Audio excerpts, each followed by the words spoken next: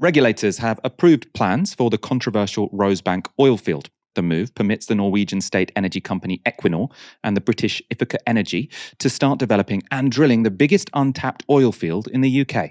And to top it all off, they'll get £500 million in government subsidies for their trouble. The Rosebank site is 80 miles west of Shetland and is thought to contain up to 300 million barrels worth of oil. When burned, they'll produce more than the combined emissions of around 90 of the world's lowest emitting countries.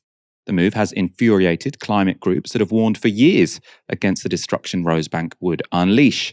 And on BBC Politics Live, Canadian writer and activist Naomi Klein debated the issue with Labour and Tory MPs.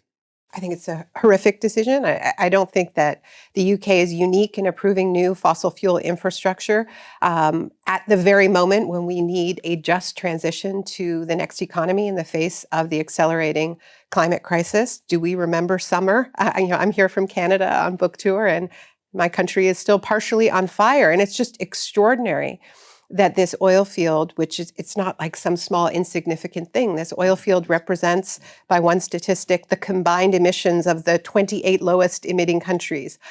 So this is a very big deal. It's the exact opposite direction. It's an act of environmental vandalism. This transitional process requires some necessary evils, and those necessary evils do have some economic upsides, but they are necessary to get through that transition. And this is simply about pragmatism. It's not, you can't afford to be ideological. When you transition, you're going in the opposite direction. So yes, then but there is obviously a requirement for some of this in that transitional process, and I would rather it came from the UK rather than is imported from other places. Is this oil going to stay in the UK? Because I've heard the investors say it's going on the open market and most of it will go to Europe. So this isn't even an energy security. Well, I think no one's suggesting that it is going to be wholly ring-fenced for the UK market, because that's not how these markets work. But it is a part of a transitional thing. And of course, it's a part of the UK's energy security conversation, which we know is important post-Ukraine and all the rest of it. Is it the right decision, Siobhan, to grant a licence for more fossil fuels? I think right at this moment, yes, because transition means that you have to have the things in place to allow for other sorts of energy. If we want to keep the lights on and the heating on in our homes until we get to net zero, we've got to have a transition period. And while the government always seems to want to produce headlines, there are very few plans to make sure we maximise other forms of energy. And I think it is really important that we're going to be reliant on gas for some time. Yeah. And I think it's important that we have it in the UK rather than importing it from other countries in diesel-fueled ships. And that is the reality. It's not entirely unreasonable, the argument they make. One of the reasons I say this is because I did a podcast interview the other day on China's transition. And one of the things that the Chinese state is doing is, while they're sort of massively investing in renewable energy, they're also building coal power plants. Now, they shouldn't be building coal power plants, but people keep looking at this and it's completely insane. Why are they doing that? And the reason they are is because they're sort of valuing energy security over and above everything else, right? So they're building out loads of renewable capacity, but they're saying at the same time, we need to make sure that we don't have power cuts between now and then. I think Xi Jinping has this sort of line, we're going to build the new before collapsing the old, whatever. And so they want to make sure that the power is there before or at the same time as they do the transition. That's essentially the argument which is being made by those two politicians.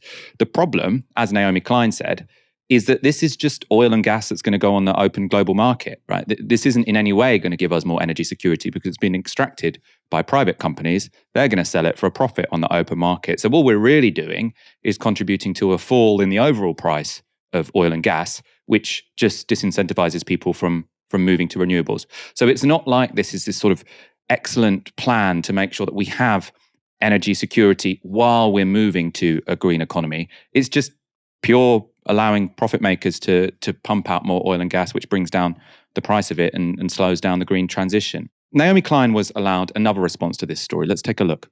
This is a new infrastructure project. So if you're building new infrastructure project, all of it takes time. It's not turning on the lights for anybody tomorrow.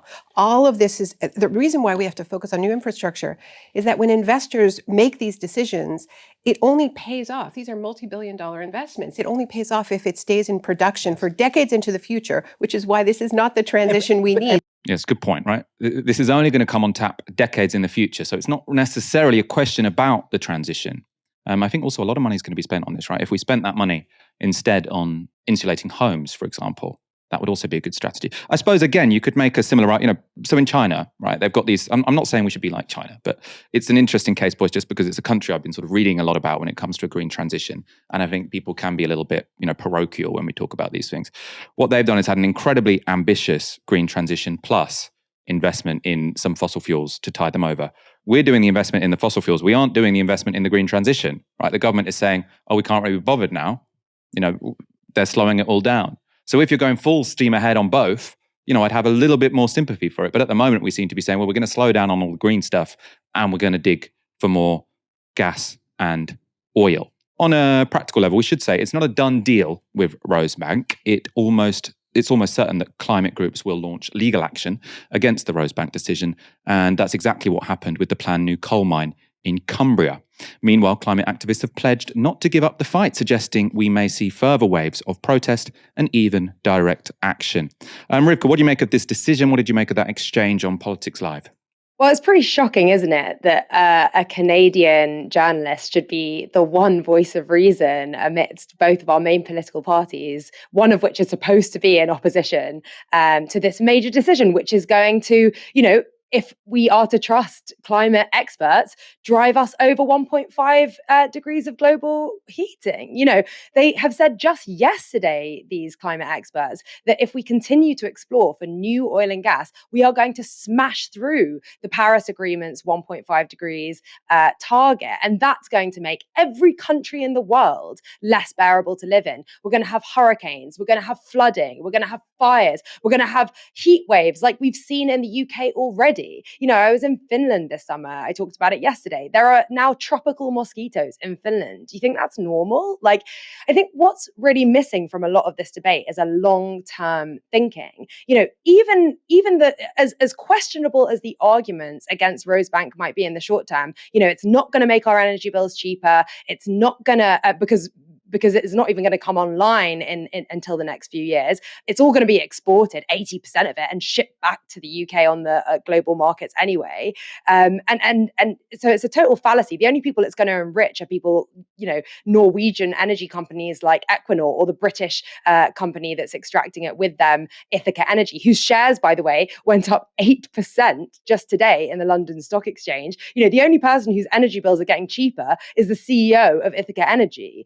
But I think what we have to remember is, even if that was true, even if in the short term our energy bills did get cheaper as a result of bringing these 300 million barrels of oil into the global markets, which, by the way, I think actually Naomi's stat may have been an underestimate. I've seen up to 90 countries worth of carbon emissions being compared to that amount of oil being burnt. Even if that was true, it made things cheaper.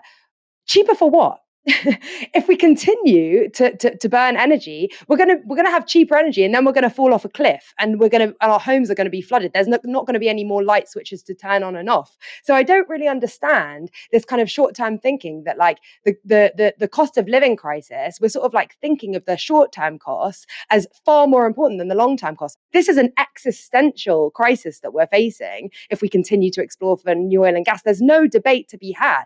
If we keep doing it, we're going off a cliff. We need to find alternatives. And the important thing is the alternatives are there. Fossil fuels by nature are getting more expensive. They're going to get less and less and less. And as supply decreases, the prices will go up. It's just inevitable. We can say that we're going to drill for new oil and gas, but even extracting from Rosebank is going to be tremendously difficult. It's a mile deep, the North Sea, and the waves are 50, 60 meters high. It's not going to be a simple task, even doing the development, which hasn't yet been done, to extract it. Setting up a solar farm, a wind farm, green sort of measures are so much simpler and don't have the benefit of actually getting cheaper and cheaper. Solar energy has got something like 30 to 40% cheaper than climate experts expected it to get in the last year. It's tumbling the cost of investing in green energy. So the idea that green is expensive and that's the necessary that's the sacrifice we're going to have to make versus the easy option of extracting oil from the North Sea is a total fallacy, and we need to clarify that.